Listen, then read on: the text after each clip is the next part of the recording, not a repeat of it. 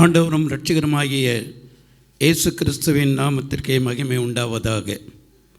இந்த நாளிலும் கூட இந்த வசனத்தை உங்கள் மூலமாக பகிர்ந்து கொள்ள கர்த்தர் எனக்கு கொடுத்து கிருபைக்கா ஸ்தோத்திரம்.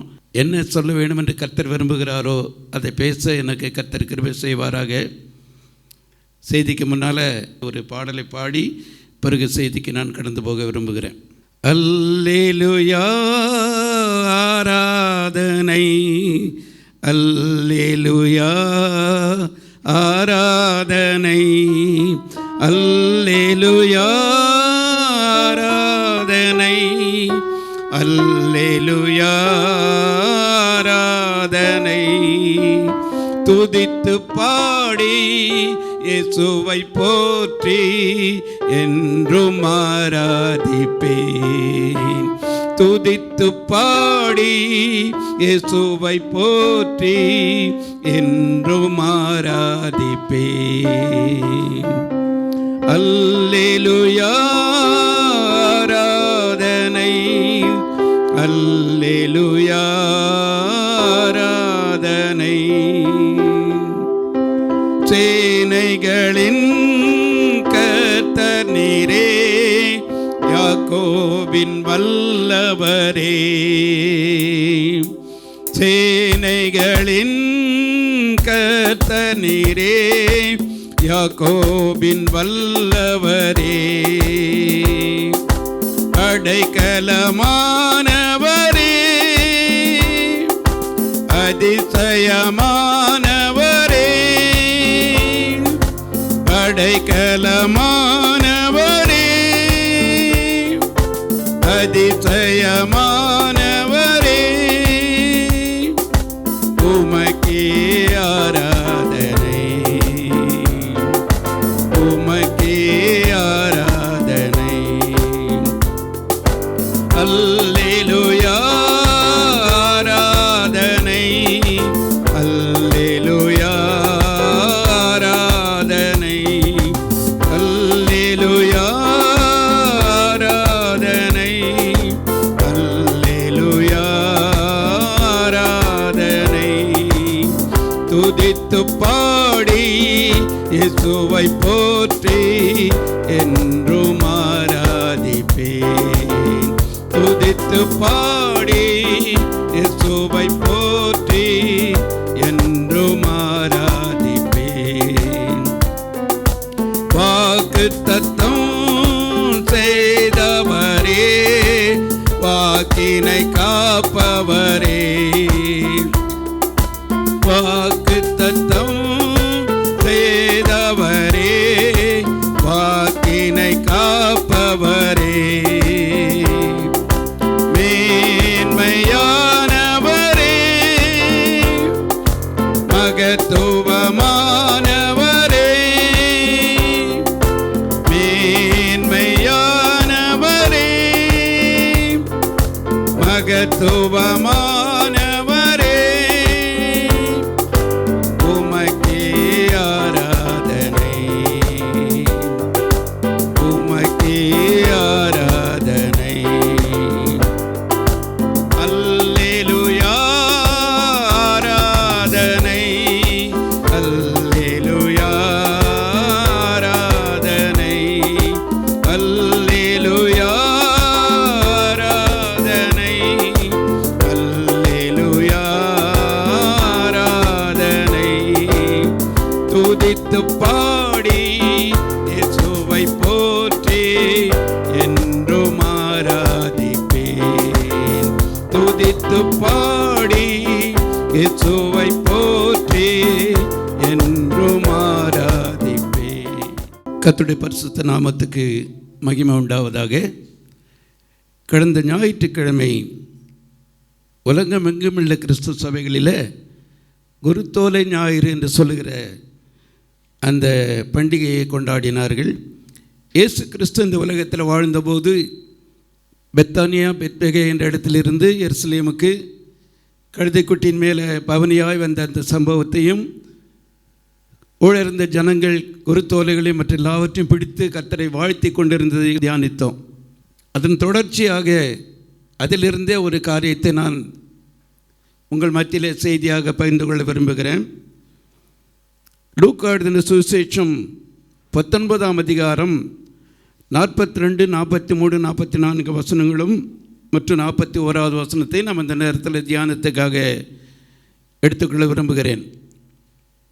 ஆண்டவராக இயேசு கிறிஸ்து பவனி வந்து கடைசியில் எருசலேமுக்கு பெத்தானியா என்ற இடத்துல அவர் அந்த பவனியை துவங்கினாலும் எருசலேமில் வந்து அந்த பவனி முடிகிறது. அந்த இடத்துல வந்தபொழுது ஆண்டவராக இயேசு கிறிஸ்து அந்த நகரத்தை பார்த்து சொல்லுகிறார், உனக்கு கிடைத்த இந்த நாளிலாகிலும் நீ உன் சமாதானத்துக்கு ஏற்றவைகளை நீ அறிந்திருந்தாயானால் நலமாயிருக்கும். அடுத்து சொல்கிறாரு, உன்னை சந்திக்கும் காலத்தை நீ அறியாமற் போனபடியினால் என்று சொல்லுகிறார்.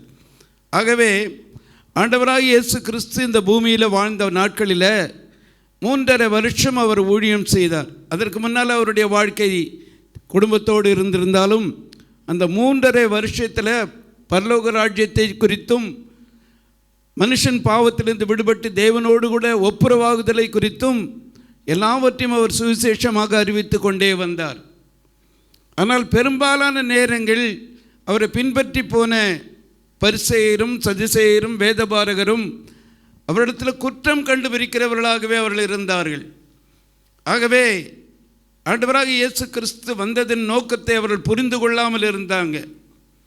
ஆகவே தான் ஆண்டவராக இயேசு கிறிஸ்து இந்த பவனியின் முடிவில் நகரத்துக்கு கிட்ட வந்தவுடனே 41ஆம் வசனம் சொல்லுகிறது, அவர் எருசலேமுக்கு சமீபமாக வந்தபோது நகரத்தை பார்த்து அதற்காக கண்ணீர் விட்டு அழுது என்று சொல்லியிருக்கிறது. இந்த உலகத்தில் இயேசு கிறிஸ்து வாழ்ந்தபோது 2 முறை கண்ணீர் விட்டதாக நம்முடைய வேதத்தில் குறிப்புகள் இருக்கிறது. ஒரு முறை லாசருவினுடைய கல்லறையினிடத்தில் அவனுடைய கல்லறையிலே வைக்கப்பட்ட பிறகு சகோதரிகள் அவரை பார்த்து அழுதுகிறார்கள், நீர் இருந்தீரானால் என் சகோதரன் மரித்திருக்க மாட்டான், அப்போ அவன் உயிரோடு எழுந்திருப்பான் என்று ஆண்டவராக சொல்லுகிறார். ஆனாலும் அவர்கள் நீர் வரும்பொழுது உயிரோடு எழுந்திருப்பான் என்று சொல்லும் பொழுது அவருடைய அவிசுவாசத்தை பார்த்தும் மற்றும் மற்ற எல்லா காரியங்களை குறித்து அவர் கண்ணீர் விட்டார் என்று வேதத்தில் சொல்லப்பட்டிருக்கிறது. இப்போ இந்த இடத்துல எருசலேம் நகரத்திற்கு வந்தபோது நகரத்தை பார்த்து கண்ணீர் விட்டு அழுது என்று அங்கே சொல்லப்பட்டிருக்கிறது. அப்போ ஏன் அந்த நகரத்தை பார்த்து கண்ணீர் விட்டு அழுதார் என்று சொல்லியிருக்கிறது. அடுத்து தொடர்ந்து அவர் பேசுகிறார், உனக்கு கிடைத்த இந்த நாளிலாகிலும் உன் சமாதானத்துக்கு ஏற்றவர்களை நீ அறிந்திருந்தாயானால் நலமாக இருக்கும். ஏனென்றால் தேவன் மனுஷனோடு ஒப்புரவாகும்பொழுது மட்டுமே அந்த சமாதானம் கிடைக்கும். அந்த சமாதானத்தை கொண்டு வருவதற்காகத்தான் அவர் இந்த உலகத்தில் வந்தார் என்று இந்த 3.5 வருஷத்தில் அதை அவர் பறைசாற்றி கொண்டே இருந்தார். ஆனால் அவர்கள் யாரும் அதை கேட்டுக்கல. யோவான் எழுதின சுவிசேஷம் 1ஆம் அதிகாரம் 11வது வசனத்தில் அவர் தமது சொந்தமானதிலே வந்தார், சொந்தமானவர்கள் அவரை ஏற்றுக்கொள்ளவில்லை என்று சொல்லி அப்போஸ்தலனாகிய யோவான் சொல்லுகிறார். ஆகவே அவரை ஏற்றுக்கொள்ளலை. அவர் ஒரு பொருட்டாகவே இந்த உலகத்தில் ஊழியம் செய்ததாக நினைத்தில்லை. ஆகவே தான் சொல்கிறார், உனக்கு கிடைத்த இந்த நாளிலாகிலும் நீ ரட்சிப்படையும்படியாக, பாவத்திலிருந்து மீட்படையும்படியாக, தேவனோடு ஒப்புரவாகும்படியாக, ஒரு ஊழியத்தை செய்யும்படியாக இந்த உலகத்தில் வந்திருக்கிறேன். இந்த நாளிலாகிலும் உன்னுடைய சமாதானத்துக்கு ஏற்றவைகளை நீ அறிந்திருந்தாயானால் நலமாயிருக்கும் என்று சொல்லுகிறார். தொடர்ந்து சொல்கிறாரு, உன்னை சந்திக்கும் காலத்தை நீ அறியாமற் போனபடியினால் என்று சொல்லுகிறார். ஆகவே உன்னை இப்பொழுது இந்த 3.5 வருஷ காலம் தேவன் மனுஷனாக வந்து மனுஷனுக்காக செய்த அந்த செயலில் சொல்கிறார், உன்னை சந்திக்கும்படியாக தேவன் இந்த உலகத்தில் வந்திருந்தார். தேவன் மாம்சத்தில் வெளிப்பட்டார். அப்படி மாம்சத்தில் வெளிப்பட்ட தேவனிடத்திலிருந்து ஒப்புரவாகும்படியாக காரியங்களை செய்து கொள்ளும் போடுகிற அந்த சந்திக்கும் காலத்தை நீ அறியாமற் போனபடியினால் என்று சொல்லுகிறார். அப்போ பாருங்கள், எந்த அளவுக்கு தேவன் அந்த ஜனத்தை, நகரத்தை, தாம் தெரிந்து கொண்ட ஸ்தானமாகிய எருசலேமை நேசித்தபடியினால கண்ணீர் விட்டு அழுது என்று சொல்லப்பட்டிருக்கிறது. ஆனால் அவங்க என்ன பண்ணல, அந்த சுவிசேஷத்தை ஏற்றுக்கொள்ளலை. ஆண்டவராக இயேசு கிறிஸ்துவை இரட்சகராக அறிந்து கொள்ளவில்லை. தொடர்ந்து 43 சொல்கிறாரு, உன்னை சந்திக்கும் காலத்தை நீ அறியாமற் போனபடியினால் உன் சத்துருக்கள் உன்னை வளைந்து கொண்டு எப்பக்கத்திலும் உன்னை நெருக்கி உன்னையும் உன்னில் உள்ள உன் பிள்ளைகளையும் தரையாக்கி போட்டு உன்னிடத்தில் ஒரு கல்லின் மேல் ஒரு கல் இராதபடி செய்யும் நாட்கள் உனக்கு வரும். எந்த அளவுக்கு இந்த மக்கள் தன்னை புரிந்து கொள்ளவில்லை, தான் இந்த நோக்கத்தை அவர்கள் அறிந்து கொள்ளவில்லை, ரட்சிப்பின் திட்டத்துக்குள்ளாக அவர்கள் வரல என்ற நோக்கம் வரும்பொழுது தேவன் அந்த நகரத்தை சபிப்பது போல அந்த காரியத்தை சொல்கிறார். உன்னை சுற்றிலும் உன் சத்துருக்கள் மதில் உன்னை சூழ்ந்து கொண்டு உன் பிள்ளைகளை தரையாக மட்டமாக்கி போட்டு தூக்கி தரன்னு அர்த்தம். பிள்ளைகளை தூக்கி என்ன பண்ணாங்க? தரைமட்டமாக்கி போடுங்கன்னு சொல்லுகிறார். ஆண்டவராகிய இயேசு கிறிஸ்து இந்த உலகத்திலுடைய வந்த நோக்கத்தை, ரட்சிப்பின் திட்டத்தை நிறைவேற்றி முடித்தார். சிலுவையிலே நமக்காக மரித்து இரத்தம் சிந்தி நாம் அடைய வேண்டிய நரக தண்டனை அவர் அடைந்து ரட்சிப்பை எல்லாம் திட்டத்தை நிறைவேற்றி வைத்தார். அவர் உயிரோடு எழுந்தார்கள் என்று சொல்லி காவலர்கள் போய் சொல்கிறாங்க, கல்லறை திறந்திருக்கிறது, அதில் இல்லை. ஆனால் பிரதான சாரன் மற்றும் சொல்கிறாங்க, அவருடைய சீஷர்கள் களவாய் கொண்டு போய் விட்டார்கள் என்று சொல்லி நாங்கள் சொல்கிறோம். உயிரோடு இருந்த நாட்களில், ஊழிய நாட்களில் அதை ஏற்றுக்கொள்ளவில்லைனாலும் அவர் உயிரோடு எழுந்தார் என்ற சாட்சியை கூட அவர்களால் ஏற்றுக்கொள்ள முடியல. ஆகவே தான் கர்த்தர் சொல்லுகிறார், உன்னை சுற்றிலும் என்ன பண்ணுவாங்க? சத்துருக்குள் உன்னை சூழ மதில் போட்டு உன்னை வளைந்து கொண்டு உன் பிள்ளைகள் என்ன பண்ணாங்க? தரையாக்கி போட்டு ஒரு கல்லின் மேல் ஒரு கல் இராமல் இடிக்கப்படும் நாட்கள் வரும். அப்புறம் இயேசு கிறிஸ்து தன்னுடைய ஊழியத்தை முடிச்சுட்டு 40 நாள் இந்த உயிரோடு எழுந்து பரலோகத்துக்கு அவர் கடந்து போயிட்டார். ஆனால் நடந்த சம்பவம் என்ன? கிபி 70 தீத்து என்ற அரச ராஜா ரோமாபுரி ஆட்சி செய்து கொண்டிருக்கிற நாட்களில் எருசலேமின் மீது படையெடுத்து வந்து என்ன செய்தாங்க? எருசலேமினுடைய தேவாலயத்தை இடித்து ஒரு கல் மேல் ஒரு கல் இல்லாமல் செய்துட்டாங்க. அது மட்டும் இல்லை, எருசலேமை சுற்றிலும் இருந்த அல்லது இஸ்ரவேல் தேசத்தில் இருந்த மக்களையெல்லாம் என்ன செய்தாங்க? அடித்து கொலை செய்ய ஆரம்பித்தார்கள். கிபி 70க்கு பிறகு என்ன நடந்தது என்று பார்க்கும் பொழுது, இஸ்ரவேல் தேசத்தில் இஸ்ரவேல் மக்கள் வாழக்கூடாதபடி அவர்கள் இந்த தேசத்திலிருந்து செதறி போயிட்டாங்க. தேசத்தில் இஸ்ரவேலர் இல்லை, இந்திய தேசத்திலும் கூட வந்து வாழ்ந்தார்கள். யூதனை பார்க்கும் பொழுது, இஸ்ரவேலனை பார்க்கும் போதெல்லாம் கொல்லணும் என்ற நோக்கம்தான் மக்களுக்கெல்லாம் இருந்தது. கிபி 70க்கு பிறகு இஸ்ரவேல் என்ற ஒரு நாடு, இப்போ இன்றைக்கி நம்ம அந்த பின்னால் வேர்ல்டு மேப்பில் அநேக நாடுகளுடைய பெயர்களை அங்கே எழுதி வச்சுருக்கிறாங்க. ஆனால் கிபி 70க்கு அப்புறம் அந்த மேப்பில் இஸ்ரவேல் என்ற ஒரு நாடே இல்லை, பேர் எடுத்துட்டாங்க. அங்கே யார் இருந்தார்கள்? நாடோடிகளும் மற்ற எல்லாரும் ஆடுகிடு மாடு மேய்க்கிறவங்களும் இவங்க தான் இருந்தாங்களே தவிர இஸ்ரவேல் மக்கள் இல்லை. நகரம் பாழாய் போனது, நாடு பாழாய் போனது, சதிப்பு நிலங்களும் வனாந்தரங்களும் மேய்ச்சல் நிலையமாக மாறி போச்சே தவிர அங்கே எல்லாம் பாழடைந்து போயிற்று. இப்படி தேசமானது மனரமியமாய் ஓய்வு நாளை அனுபவித்தது என்று சொல்லியிருக்கு. ஓய்வை அனுபவித்தது. எது வரைக்கும்? 1948 வரைக்கும் அந்த சம்பவங்கள் தொடர்ந்து நடந்து கொண்டே இருந்தது. அப்போ பாருங்கள், ஆண்டவராக இயேசு கிறிஸ்து இந்த உலகத்தில் மனுஷனை ரட்சிக்கும்படியாக, பாவத்திலிருந்து மீட்கும்படியாக, தம்மையே பலியாக கொடுக்கும்படியாக இந்த உலகத்தில் வந்தார். ஆனால் அதை அவர்கள் ஏற்றுக்கொள்ளாதபடினாலே, சொந்த ஜனம் என்று சொன்ன அந்த இஸ்ரவேல் ஜனங்கள் ஏற்றுக்கொள்ளாதபடினால கிட்டத்தட்ட 1900 வருஷம் என்ன பண்ணாங்க? நாடு இல்லாதவர்களாக, சிதறடிக்கப்பட்டவர்களாக, அதே நேரத்தில் தேசம் பாழாய் போன ஒரு தேசமாக அங்கே கிடந்தது. அப்போ ஒருத்தர் ஆண்டவராக இயேசு கிறிஸ்து இங்கே சொல்லும்போது சொல்கிறாரு, உனக்கு கிடைத்த இந்த நாளில் ஆகிலும். அப்போ ஒவ்வொருத்தர் மனிதர்களையும் மற்ற தனிப்பட்ட மனிதனை கூட தேவன் என்ன பண்ணுறாரு? சந்திக்கிறார். அப்படி சந்திக்கும் பொழுது அந்த சந்திக்கும் நாட்களை என்ன பண்ணணும்? ஆதாயப்படுத்தி கொள்ளணும் பாக்கியவன்.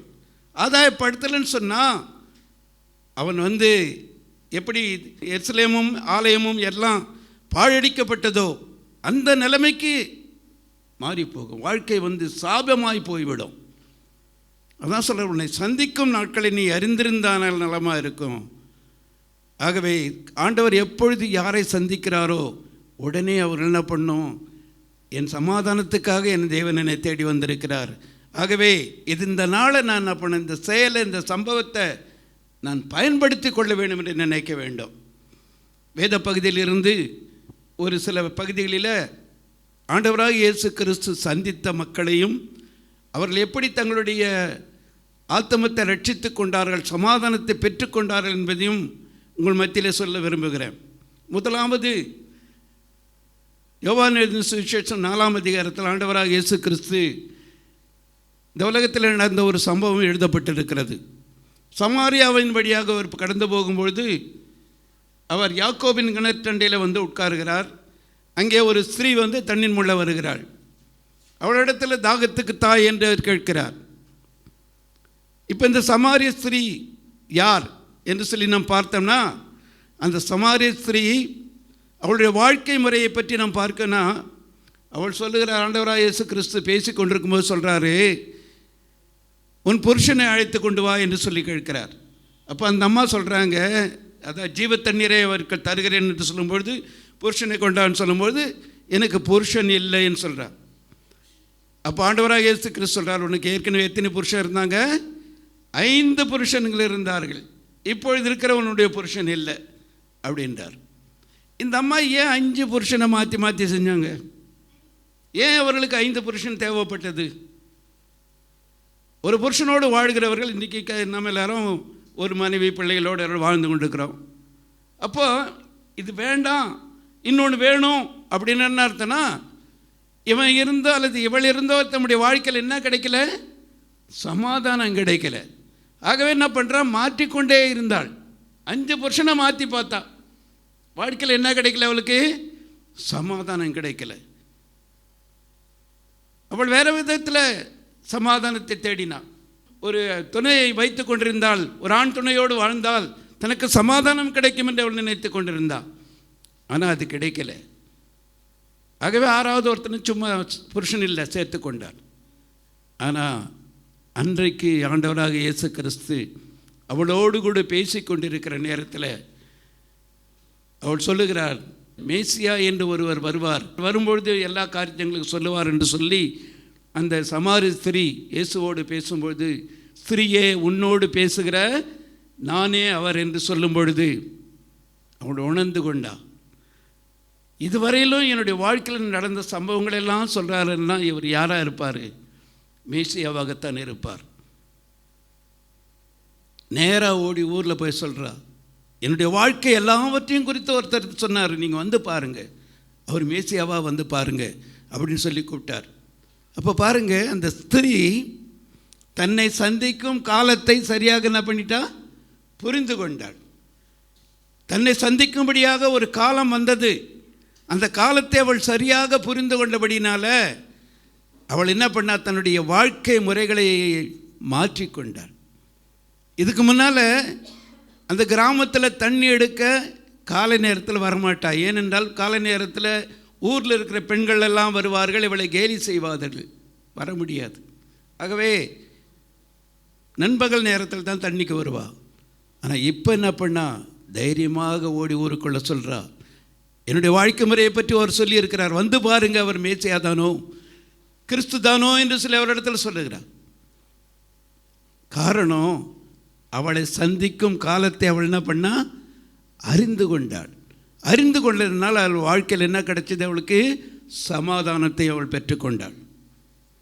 அடுத்தபடியாக மற்றொரு நபரை உங்களுக்கு முன்பாக வைக்க விரும்புகிறேன். லூக்கா எழுதின சுவிசேஷம் 19ஆம் அதிகாரத்தில் சகேயு என்ற ஒரு மனிதனை பற்றி சொல்லப்பட்டிருக்கிறது. அந்த சகேயு மனிதன் தன் வாழ்க்கையில் நன்றாக இருக்க வேண்டும், செழிப்பாக இருக்க வேண்டும் என்று தனக்கு கிடைக்கிற ஐஸ்வர்யத்தை கொண்டு தான் சமாதானமாக இருக்கலாம், நல்லா இருக்கலாம் என்று அவன் நினைத்தான். ஆனால் அவனுடைய வாழ்க்கையில் சமாதானம் இல்லை.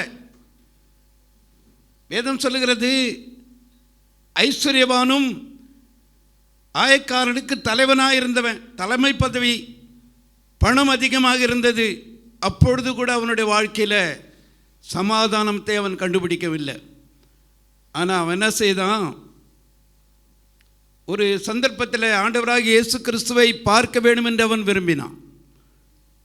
அதற்காக காட்டத்தி மரத்தில் உட்கொள்ளும்போது கீழே இறங்கி வா என்று சொல்லி ஆண்டவராகிய இயேசு கிறிஸ்து, சகேவே இறங்கி வா, இன்றைக்கு நான் உன் வீட்டில் தங்க வேண்டும் என்று சொல்லுகிறான். இங்கே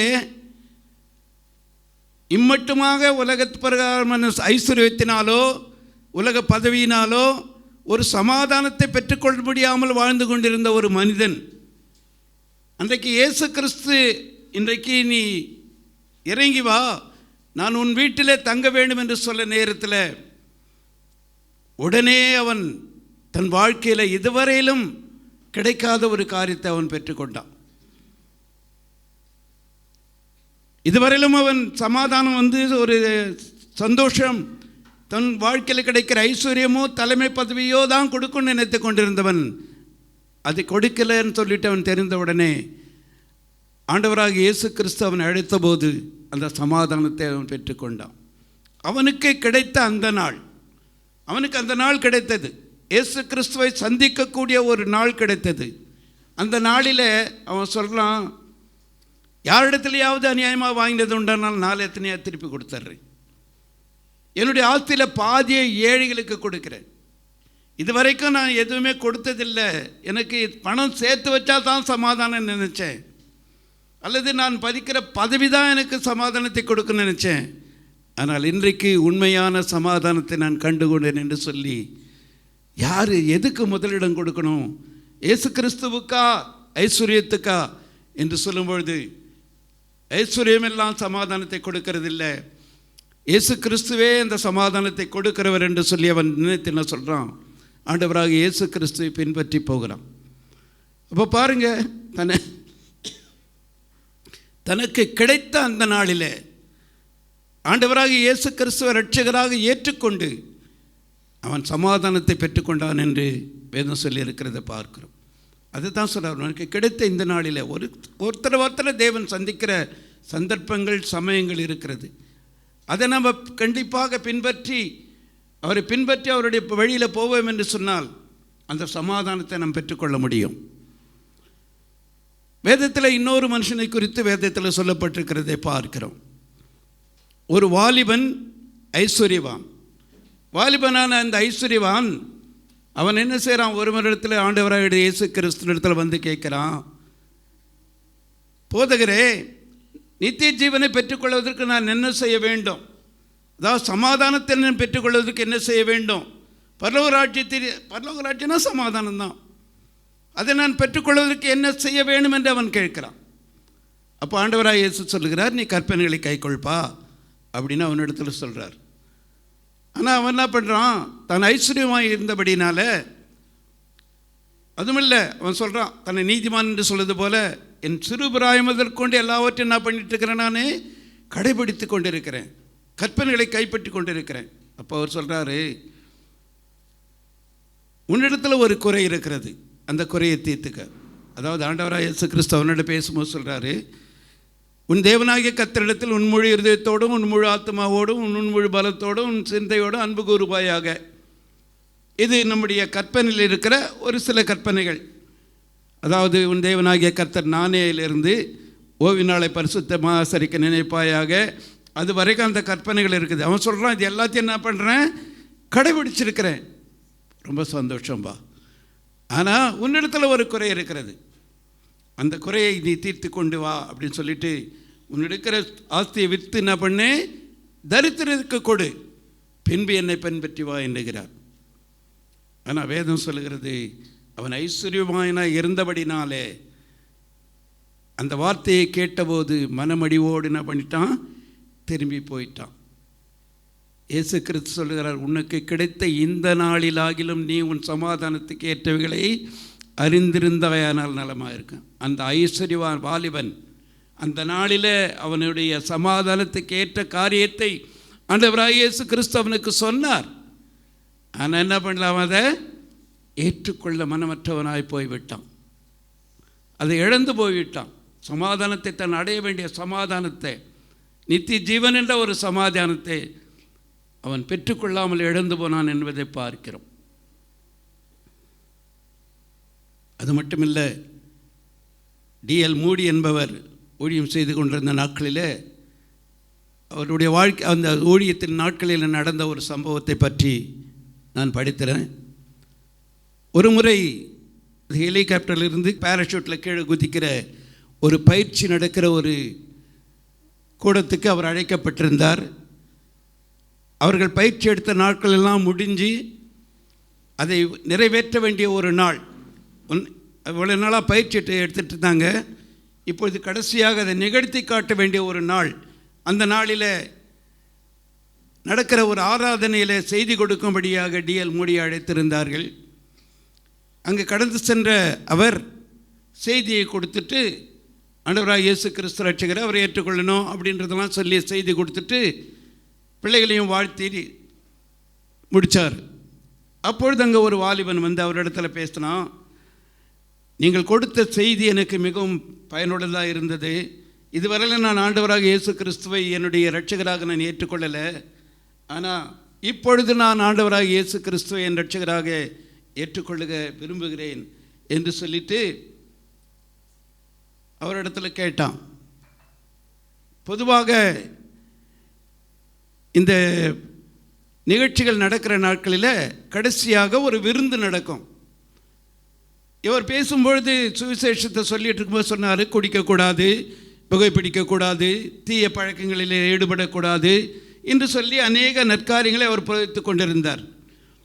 அதனால் அவரிடத்துல வந்து ஆண்டவராக இயேசு கிறிஸ்துவை என் இரட்சகராக நான் ஏற்றுக்கொள்ள விரும்புகிறேன் அப்படின்னு சொல்லிட்டு அவர் சொல்கிறான், இன்றைக்கு இந்த பயிற்சி முடிக்க போகிறபடினால எல்லாருக்கும் ஒரு விருந்து ஏற்பாடு செய்வார்கள். அந்த விரும்பில் வந்து கடைசியில் வந்து மது குடிக்கிற பழக்கமும் அதில் கொடுக்கப்படும். ஆகவே அவன் என்ன சொன்னார், இன்றைக்கு மட்டும் நான் என்ன பண்ணுறேன், கொஞ்சம் குடித்து விடுகிறேன்.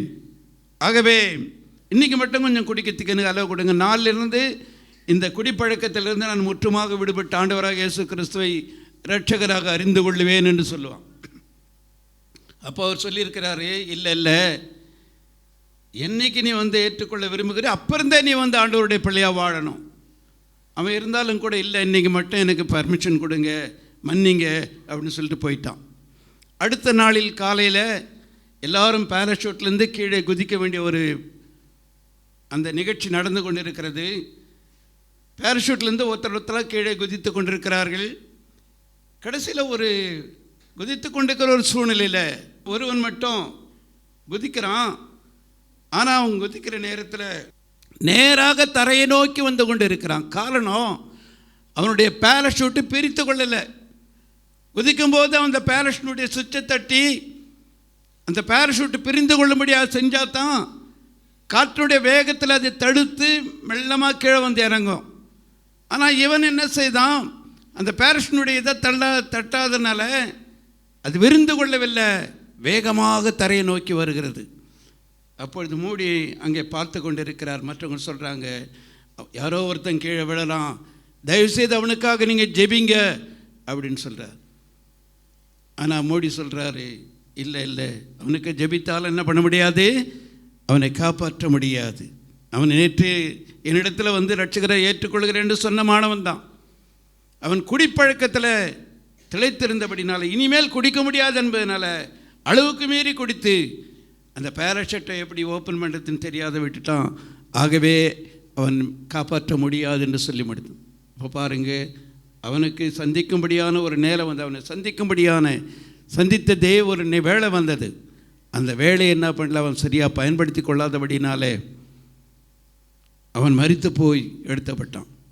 என்னை கேட்டுக்கொண்டிருக்கிற அருமையான சகோதரனே சகோதரியே, ஆண்டவராக இயேசு கிறிஸ்து கண்ணீர் விட்டு எழுது அந்த நகரத்தை பார்த்து அழுகிறார். உனக்கு கிடைத்த இந்த நாளில் ஆகிலும் உன் சமாதானத்துக்கு ஏற்றவைகளை அறிந்திருந்தால் நலமாக இருக்கும். இன்றைக்கு உலகமெங்கும் கிறிஸ்துவம் பரவி அநேக வரையில் ஆண்டவராக இயேசு கிறிஸ்துவை அறிவித்து கொண்டிருக்கிறார்கள்.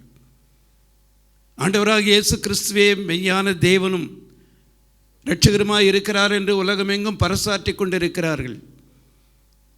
அநேகர் போதனைகள் நடந்து கொண்டு, சபைகள் நடந்து கொண்டிருக்கிறது. பார்க்கிற இடத்துல இயேசு கிறிஸ்துவை பற்றி சாட்சி சொல்லுகிறார்கள். ஆனாலும் கூட ஒரு கூட்டம் ஜனம் அதை காதில் என்ன பண்ணுறதில்ல, வாங்கவே இல்லை. இங்கே வசனத்தில் கூட அவர் சொல்கிறாரு, உன்னை சந்திக்கும் காலத்தை நீ அறியாமல் போனபடியிலான்னு சொல்லிட்டு அது உன் கண்களுக்கு மறைக்கப்பட்டிருக்கிறது என்று சொல்லுகிறார். ஆகவே ஆண்டவராக இயேசு கிறிஸ்துவை சொல்லி சொல்லி சொல்லி அதை கேட்டு அதை ஏற்றுக்கொள்ள மனமற்றவர்களாக இன்றைக்கு என்ன இருக்கிறாங்க, மக்கள் வாழ்ந்து கொண்டு இருக்கிறாங்க. ஆண்டவராக இயேசு சொன்னார் நகரத்தை பார்த்து, நீ அழிக்கப்படுவாய், உன் தேசம் அழிக்கப்படும், எல்லாவற்றையும் இழந்து போகிற சூழ்நிலை வரும். அப்படிப்பட்ட சூழ்நிலையில் நீ உன் சந்திக்கும் காலத்தை இழந்து போயிட்டதுனால நீ விதமான பாடில் பாடுவான்னு சொன்னால் அது நடந்தது. தேசமே அழிக்கப்பட்டிருந்தது. இப்பொழுதும் கூட இந்த செய்தி உங்களுக்கு ஆண்டவர் உங்களை சந்திக்கிற ஒரு நேரமாக, ஒரு சின்ன வார்த்தையாகத்தான் இது இருக்கிறது. இயேசு கிறிஸ்து பாவத்திலிருந்து மனிதனை மீட்டு பரலோக ராஜ்யத்துக்கு கொண்டு செல்லும்படியாக வந்தார். 2000 வருஷத்துக்கு முன்பாக தன்னையே தியாக பலியாய் ஒப்பு கொடுத்தார். அவர் விசுவாசிக்கிற யாவரெல்லாரும் அவருடைய பிள்ளைகளாகும்படி அதிகாரம் கொடுத்திருக்கிறார். இந்த செய்தியானது இன்றைக்கு தொலைக்காட்சியின் வழியாக உங்களுக்கு கிடைத்து கொண்டே இருக்கிறது. ஆகவே இது உங்களுக்கு கிடைக்கக்கூடிய ஒரு சந்தர்ப்பம், ஒரு சூழ்நிலை. ஆகவே இந்த நாட்களை நாம் அறிந்திருந்து நம்ம சந்திக்கும் இது காலம் இது என்பதை நீங்கள் அறிந்து ஆண்டவராக இயேசு கிறிஸ்துவை உங்கள் இரட்சகராக ஏற்றுக்கொள்வீர்கள் என்றால் கண்டிப்பாக அவருடைய ராஜ்யத்தில் அவருடைய பிள்ளையாக வாழக்கூடிய சிலாக்கியத்தை கொடுப்பார். இல்லை என்றால் என்ன நடக்கும்? ஆண்டவராக இயேசு கிறிஸ்து இந்த உலகத்தில் வாழும்போது ஒரு ஓமையை சொன்னார். ஐஸ்வர்யவான் லாசருவை பற்றி சொன்னார். அவர் சொல்லிட்டு ஐஸ்வர்யவானை பற்றி சொல்லும்பொழுது அவன் நரகத்தில் வேதனைப்படுகிறான். தாகம் எடுக்கிறது, தண்ணீர் கேட்டு ஆபிரகாமை நோக்கி கூப்பிடுறான். லாசரு தன்னுடைய விரலில் நுண்ணினால் ஒரு சொட்டு தண்ணி வைக்க சொல்லுங்கள். இல்லை, அங்கே அவர்கள் புழு சாகாமலும் அக்கினி அவியாமலும் இருக்கு என்று சொல்லப்பட்டிருக்கிறது. இயேசு கிறிஸ்துவை இரட்சகராக அறிந்து கொள்ளாதவர்கள் இந்த விதமான ஒரு கஷ்டத்துக்குள்ளாக, ஒரு வேதனைக்குள்ளாக, நரகதேனுக்குள்ளாக போக வேண்டிய சூழ்நிலை இருக்கும். ஆகவே என்னை கேட்டுக்கொண்டிருக்கிற அருமையான சகோதர சகோதரியே, சற்று நேரம் நீ சிந்தித்து பார். தேவன் என்னை சந்திக்கும் நேரம் இதுவாக இருக்கிறது. இந்த நந்தத்தை நான் பயன்படுத்தி கொண்டு ஆண்டவராக இயேசு கிறிஸ்துவை என் இரட்சகராக நான் அறிந்து கொள்ளுவேன் என்று சொல்லி இந்த நேரத்தில் ஒப்பு கொடுப்பாய் என்று சொன்னால் அது பிரயோஜனமாக இருக்கும். ஆகவே ஆண்டவராக இயேசு கிறிஸ்து நம்முடைய பாவங்களை ரட்சிக்கும்படியாக வந்தார். பாவத்திலிருந்து நம்மை மீட்டெடுக்கும்படியாக வந்தார். பரலோக ராஜ்யத்தில் நம்மை சேர்க்கும்படியாக வந்தார். இந்த நேரத்தை, இந்த செய்தியை உனக்காக சொல்லப்பட்டதாக நினைத்து செய்தியை பங்கிட்டுக் கொள்வாயாக. கர்த்தர் உங்களை ஆசீர்வதிப்பாராக. கண்களை மூடி தலைகளை தாழ்த்தி ஜெபிப்போம். எங்களை அன்பாக நேசிக்கிற எங்கள் பரிசுத்தமுள்ள நல்ல பிதாவே, இந்த நேரத்துக்காக நன்றி உள்ளோடைய துதிக்கிறேன், ஸ்தோத்திரிக்கிறேன். ஏசப்பா, எங்களுடைய வாழ்க்கையில் நாங்களும் கூட பாவியர்களாக இருந்தோம். உடையான சேற்றிலும் ஆழமான குழியில் கிடந்தோம் ஐயா. உம்முடைய அன்பினாலே எங்களை இந்த பாவ குழியிலிருந்து நீர் மீட்டெடுத்தீங்க. எங்களை சந்திக்கும் காலத்தை நாங்கள் அறிந்திருந்தபடினாலே இன்றைக்கு நாங்கள் இங்கே உம்மை தொழுது கொள்கிறவர்களாக, ஆராதிக்கிறவர்களாக, உம்மை குறித்து பேசுகிறவர்களாக இருக்கிறோம். நீர் வரும்பொழுது உம்முடைய ராஜ்யத்தில் வருவோம் என்ற நம்பிக்கையோடு கூட எங்கள் வாழ்க்கையை நாங்கள் ஓட்டி கொண்டிருக்கிறோம் ஐயா.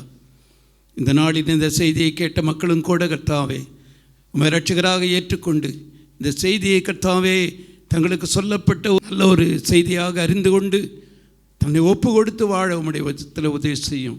உம்முடைய கரங்களில் ஒப்பு கொடுக்கிறோம், பாதுகாத்து கொள்ளுங்கள். இயேசுவின் என்ற நாமத்துடன் சொல்ல நல்ல பிதாவே, ஆமீன்.